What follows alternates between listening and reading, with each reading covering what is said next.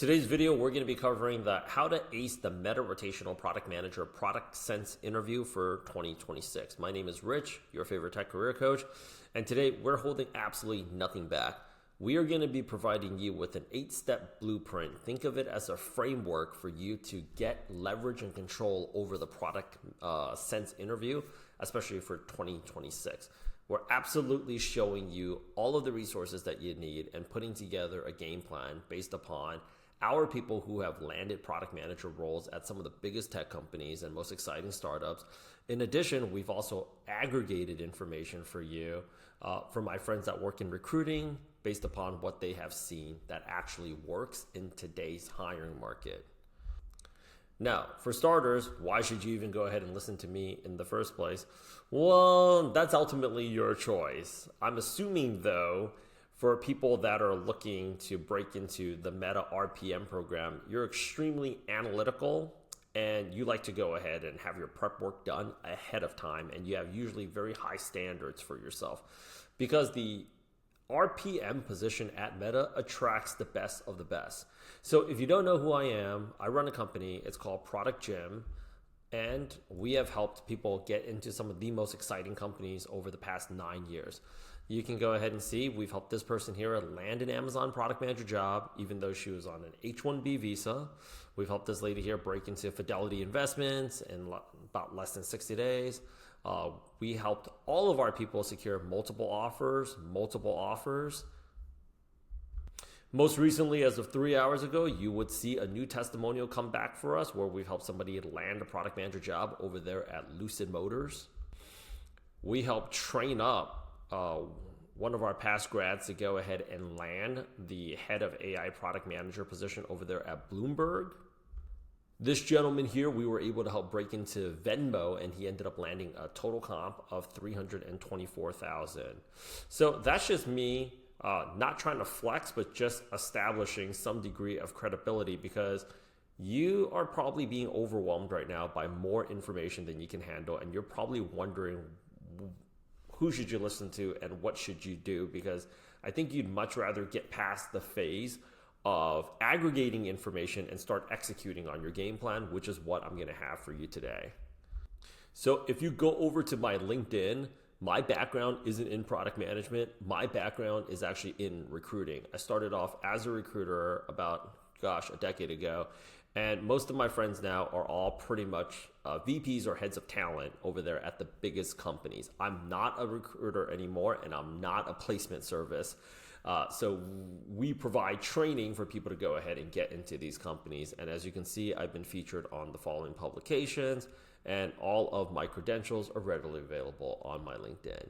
Let's go ahead and actually get back to, our no BS guide into how to get a Meta RPM job. We have an 8-step process here that'll increase your chances exponentially.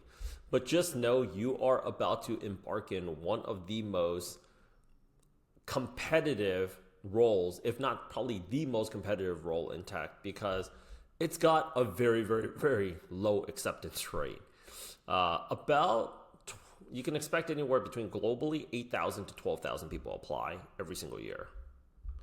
And coming back to my guide, all of the resources are available in the subscription link below if you would like to go ahead and access it, but I'm going to go through this with you. Harvard Business School has about an 11% acceptance rate. Goldman Sachs has about a 3% acceptance rate for new analysts. United States Navy SEALs got about a 6% acceptance rate. And then you got the Meta RPM program. It's a very, very, very tough competition, which makes it a very exclusive group of people that you can call yourself to be among, and it attracts a very, very competitive group. So if you're feeling overwhelmed or maybe a slight degree or even a more severe degree of imposter syndrome, just know everybody feels that way, and some of the people that never thought they were going to go ahead and get the job actually end up getting the job. We know this because for our program, we scraped up a list of the people that have actually gotten the job, the Meta RPM program. We have their LinkedIn profiles. We know their graduation year. We know which universities that they actually went to. On top of that, we've got them, like, if they published anything, we've already scraped it out and we've actually studied it. And we also do this for other brand name companies that people like yourselves, generally speaking, want to get into. So I'm not going to go ahead and hold you hostage and say like, well, stay until the end. I'm going to give you all 8 steps up front, and I'm going to walk you through exactly how to execute each step of the 8-step blueprint so that you can increase your chances of actually landing the job. The first thing that you want to go ahead and do is you want to create a question bank. Now, a question bank should not be difficult because you can actually create one or aggregate one. So you can either do one of 2 things. You can either access it through our 3 things. You can access it through our subscription. Number 2 is you can go ahead and create a list from ChatGPT or Claude. Number 3 is you can actually also utilize the people that we scraped up, generally speaking. Like if I take this guy, for example, here, his name is James Rhee. He has a LinkedIn post where he talks about basically his interview experience, what they were looking for, what they expect to see, and some of the strategies that you can go ahead and utilize. Getting an interview question bank isn't difficult, but amazingly enough, most people completely bypass this step. Understand that this question bank, it's to serve as somewhat of a roadmap for you, because not only does Meta utilize these questions, Google utilizes these questions, and because the 2 biggest players in the game utilize these questions, understand other tech companies and startups also use these questions as well. Many of the people that end up leaving big tech, they become startup founders, or they also become heads of product or chief product officers at other startups. And they bring the interview culture with them. So one of the common questions that we get when people inquire about our program is they ask, well, I mean, if my odds are so bad at getting this job, is it even worth it for me to even try studying for it? Yes, because if your plan is to transition into product management, if you don't get an RPM product manager, the RPM product manager role over there at Meta, there are plenty of other companies that will absolutely hire you. I've not met anybody that has given up on their product manager dream or given up the notion of wanting to become a product manager just because they couldn't get an RPM position. Because what you're going to realize is this. The part of the reason why the RPM position is so competitive is people think it's the only role where they hire non-traditional backgrounds, when in fact, a lot of product manager positions hire non-traditional backgrounds. But the first thing that you want to go ahead and do is create the question bank. We have created a question bank, and this is just a small fraction of the questions that we actually have. You can see them, and they're based upon different categories. Execution and metrics, improving meta ecosystems, design for specific users, safety, integrity, and trust, new market entry, AI spatial computing, and we have all these questions here: leadership and cross-functional conflict, monetization, ads, and business model. You will see actually when you go over to, let's just take for example here, I'll grab this guy's name is Kenny, and we'll go ahead and open this up. If you take a look at his LinkedIn profile, you will go ahead and see, okay, well, rotation number 1, it seems like with, Meta, Ray-Ban display, growth, Facebook Marketplace, BizEye, you will see that a lot of it is focused on the revenue side of the business with monetization, tons upon tons. So none of these categories, they're all equally weighed. Of course, there is a different priority because you also have to take a look at their current business needs. And that's what brings us to step 2. Prioritize your prep for the 2026 Meta RPM interview rubric. In 2026, one of the things that they're worried about, or they're more focused on than ever, is going to be safety, integrity, trust are the dimensions that kill most candidates. Meta is under more regulatory and reputational pressure than ever. If your answer to how would you improve Reels for Instagram doesn't include an integrity lens to mitigate AI misinformation, you are effectively disqualified. These are things that you have to go ahead and consider, and also things that we train upon vigorously in the program. If you have not heard yet, Mark Zuckerberg was recently brought to trial. And I think if you've been watching the news, or if this is the company that you want to get into, you know the outcome of that trial. Yeah, those things that are happening to the business in real time, anybody that differentiates themselves just a little bit by understanding how to tie real-time events that's happening in the marketplace to why they're asking this question is going to be very, very, very, like, you'll differentiate yourself a lot because it's shown that you have a lot more common sense than your peers. However, you still got to go ahead and worry about product sense, and you still have to go ahead and worry about execution. And we have all that, and I'll talk about that a little bit more. The third step is mastering the AI native Meta RPM interview frameworks, displaying their frameworks such as the deploy of Bus, Vista, the Rohan frameworks. What are the technical trade-offs of Llama? Those are things that you actually have to understand as well. And then on top of that, in terms of like step 4, deploy, we have a Meta RPM response generator prompt here on Claude. And you guys can go out there and take a screenshot of it if you want. I'll just keep the frame still for you guys, but it's a pretty long prompt. And the goal of it is to generate 700 to 900 word scripts. These aren't for memorizing, they are for internalizing the meta tone, scrappy, analytical, and somebody that's obsessed with meaningful social interactions, MSI. So you have the entire prompt basically right here. And some things to go out there and keep in mind about the prompt is how you want to structure your answers. Number 1 is classify the question before answering. So you want to go ahead and actually understand what type of question you're being asked. Write the sample script. These frameworks are very, very, very important. Asking for clarification, goal setting. You can also go ahead and also critique yourself. I think this is something that we also focus on, something very intentionally in the program. The 8th element is self-critique. You may have read that in a few places, which is conclude with exactly 2 sentences identifying the weakest assumption in your solution and how would you test or iterate it on it in the first sprint. Something that you should also be very cognizant of is your answer, if you're striving for perfection, you've already lost because you're competing against seasoned product managers at this point. And like, you got to think about, you got to have at least enough self-awareness to know at the end of the question, very basically, if I was to give it to you in just this video, is like, but I honestly wouldn't be able to say for sure because this is the information that I don't have access to. And this is the data points that I also don't have access to. So how I would be able to validate would be, so critiquing yourself is also very important. Probing the interviewer, the background. Again, the prompt is basically here. We have a small little job hunting bundle for you that's attached in the link in the description. You can go ahead and also access it there. Or you can just go out there and take the screenshot, right?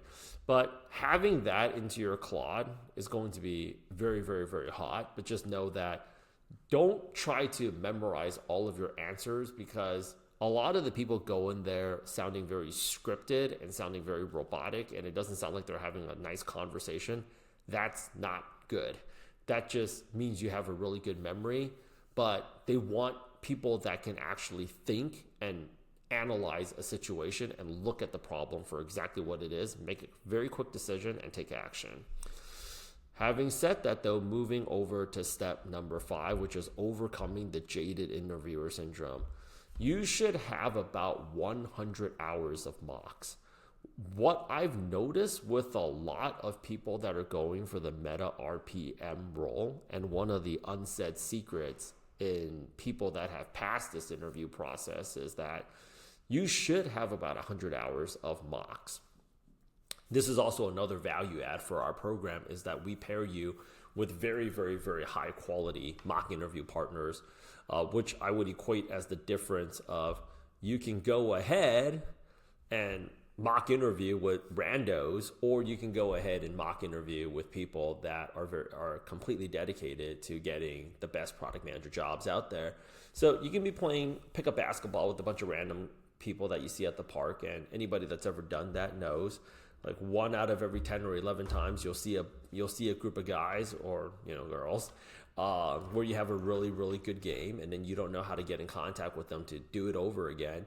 But when you are committed into like an actual organized league, that level of participation and commitment is higher, which offers an overall a more valuable experience for everybody. People that work at Meta that are going to be interviewing you, you're going, in addition to the recruiters and such, you're going to be interviewing against Meta rotational product managers that have just done the process, and you'll be also interviewing with product managers that have been there for a while. They're pretty jaded because when you update that you've worked at that you work at Meta as an RPM, let's go ahead and pull this right here. The first thing that happens is, I remember this post, it's like, hey, RPM, right? You get all these likes and all these freaking comments and stuff. And yeah, like after a while, you're kind of over it. So you aren't exactly, you're going in there pumped up as you should be. But you got to understand it on their side. They're not as pumped up anymore. Some of them may be, some of them not. If you're talking about the senior product managers that are working at Meta, a lot of them, like, they're pretty jaded. Why? They probably just got out of a meeting they didn't really want to be a part of. Stress level at Meta right now is at an all-time high. At the time of this recording, we are April 28th, 2026. And Meta has just announced that they are getting ready for one of the biggest layoffs ever. They're going to get ready to effectively cut 8,000 people. And that's 10% of the workforce. That means 1 out of 10 people that you know has a very realistic possibility of getting cut.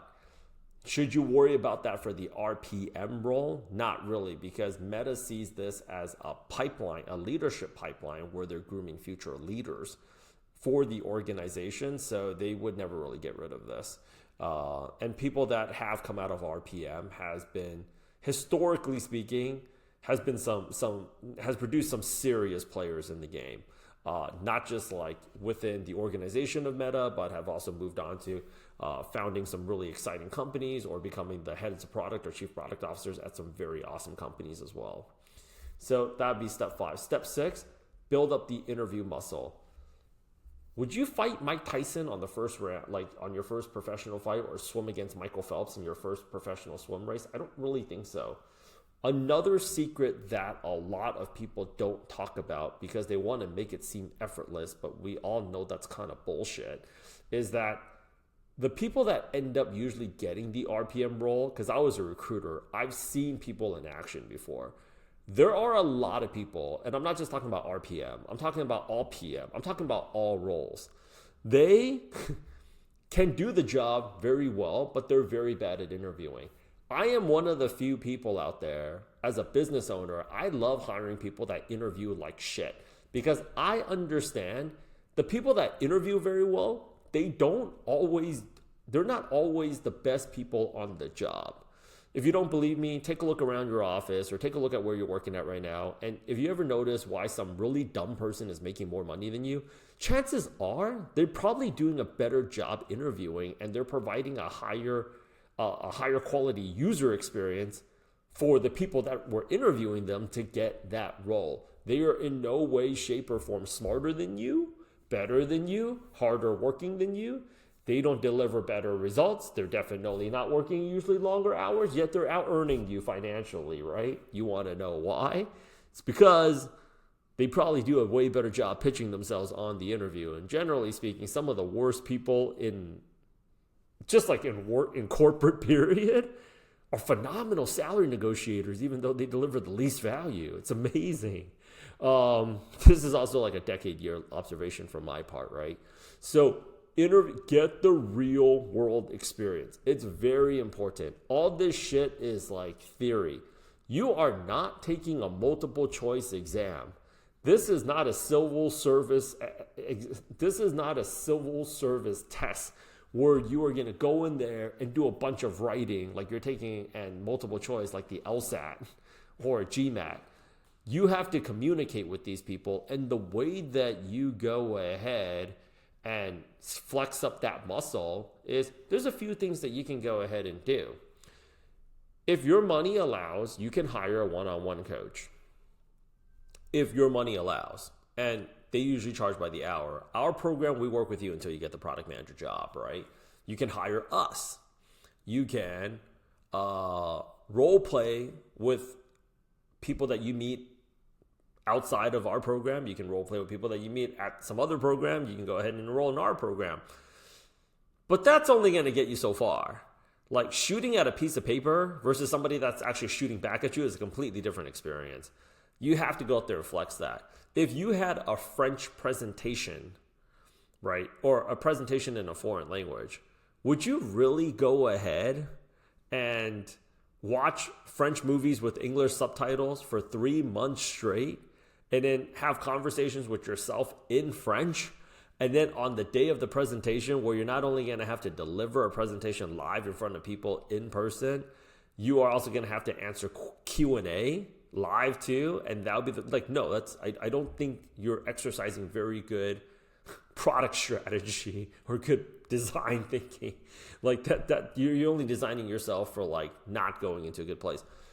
Almost everybody across, when I was a recruiter at an agency, the companies that I've hired for, who are our clients, from Airbnb, Spotify, Meta, Amazon, you name it, the majority of the people that land these jobs, I can tell how polished they are. They've done 20, 30 interviews.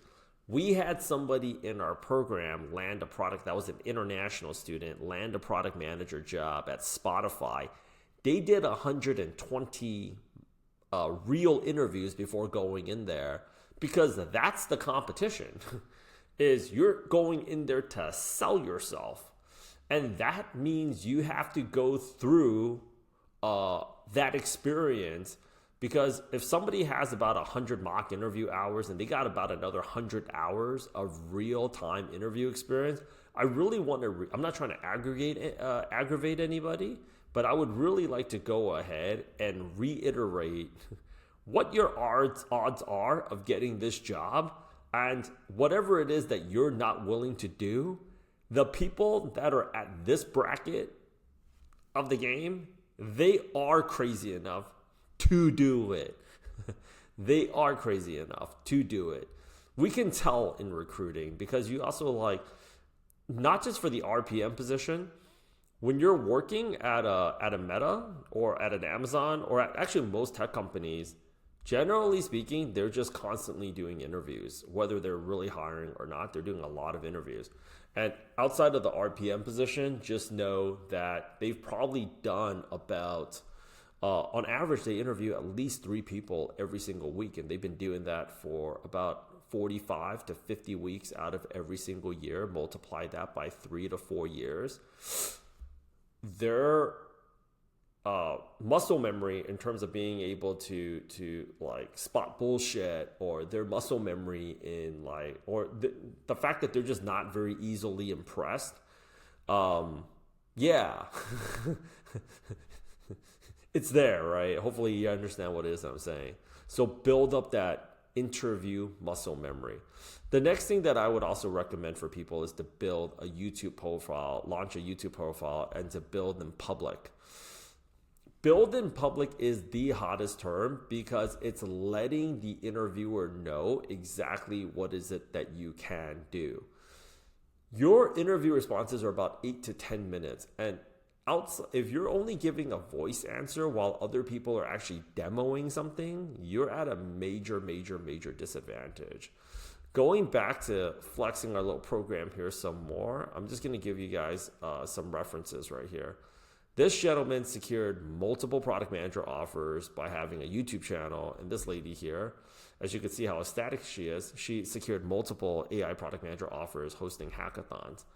I talk to a lot of product managers where they say oh yeah, I know how to vibe code. Yeah, can you do it in front of can you do it for an hour and a half in front of 400 or 500 people live in real time?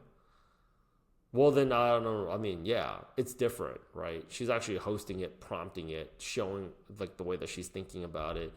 In fact, actually, with all of our resume templates, you have we give you like a reference portfolio.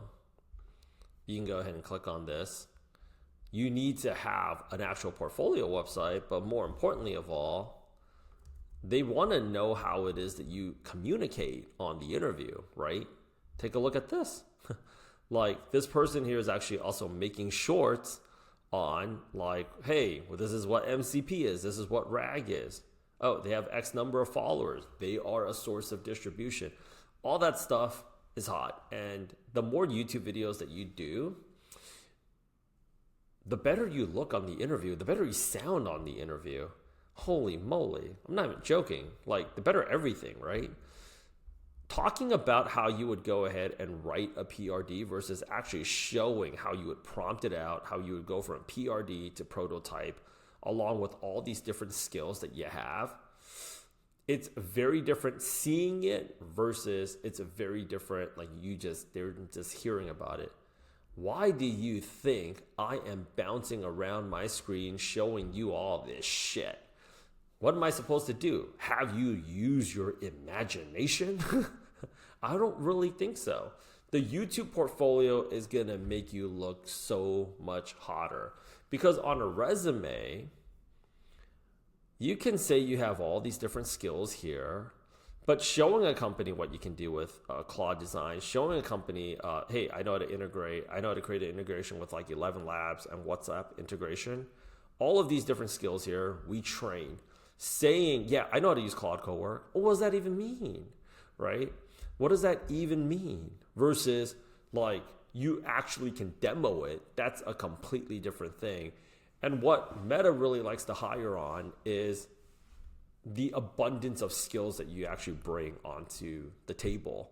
When they see that they're getting a lot more value off of you, they think you're a better, because what they do value is diversity. The more well-rounded your background is, the more they like you. If you come from a non-technical background, showing them that you know how to code, I'm going to make another video on this, which is like, is coding required? No, but it'll make you look really hot.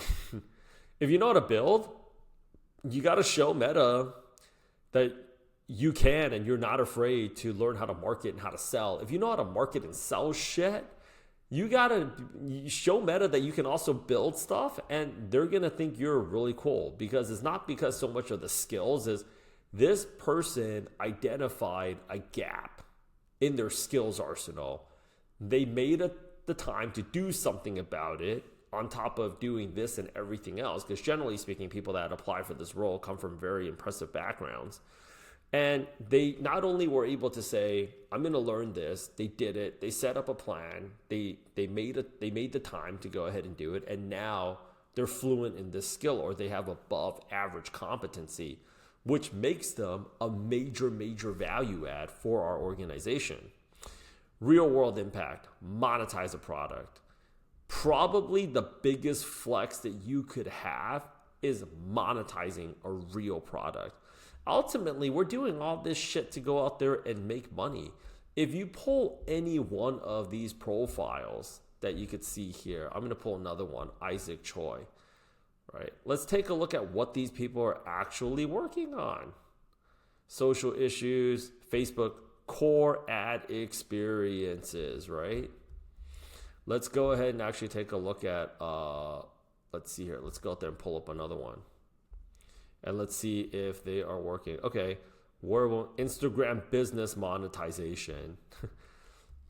While other people are focusing on proving their background that they might have a shot, like you're delivering evidence, you're delivering actual dollars.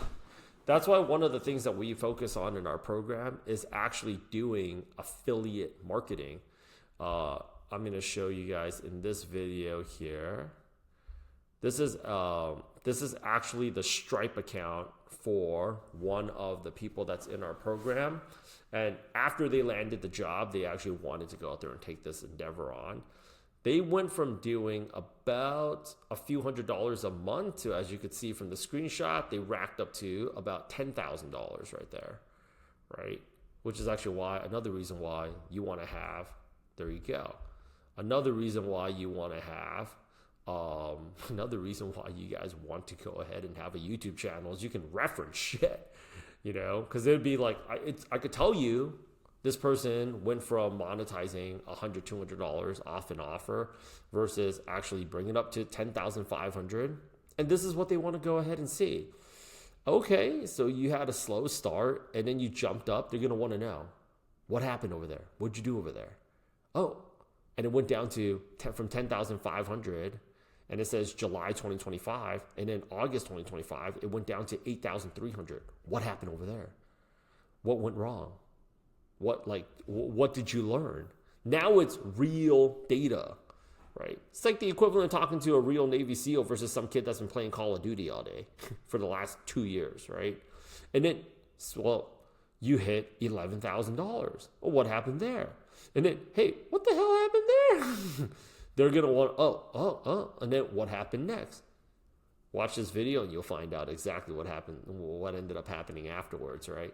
But this is what they want to go ahead and see. Is like, holy shit, like 1,517.9% increase, bruh.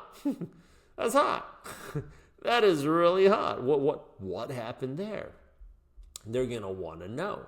So if you really want, because how do we go out there and actually stand out? This is the 8-step process. Ultimately, I want you guys to be one of the people out here that can actually get some bragging rights. Somebody that can actually like put up a Medium article about like, hey, I was able to go, my advice I'd give to anybody applying, like, it'd be nice for you to have your own little like Medium article out there and say like, I did this, hopefully, it can happen for you too. 100%, right? 1,000%. So like you can aggregate. We have right now, this is the question bank of the list of questions that you should know. Okay, so beyond that, what else can you go ahead and do? You can aggregate these questions. We've given you a prompt to create the responses. So about 50 to 60% of your competition is going to be studying for this a little bit until the day of. So what else can you go ahead and do? Well, let's just assume you did everything we asked you to do, right? Well, okay, now I know how to prioritize this, but being the rock star that you are, you're going to study for everything anyways. You have all of your responses ready to go. You've been practicing in the mirror. You've been delivering real good responses. And let's just say you decide to do it with our program or without our program. If you don't have a portfolio, it doesn't really matter, because when you go in there, they're going to want to see some real proof. But let's just say that you actually did. What would be the one trump card that would just massacre everybody? You actually built something and you actually monetized. This is why I'm going to scroll up a little bit slowly here. There's about 20 some backgrounds of people that go for a product manager, an RPM role, and it ranges from non-technical people like teachers, artists, social workers, software engineers, management consultants, MBA grads, investment banking analysts, military veterans, founders of startups.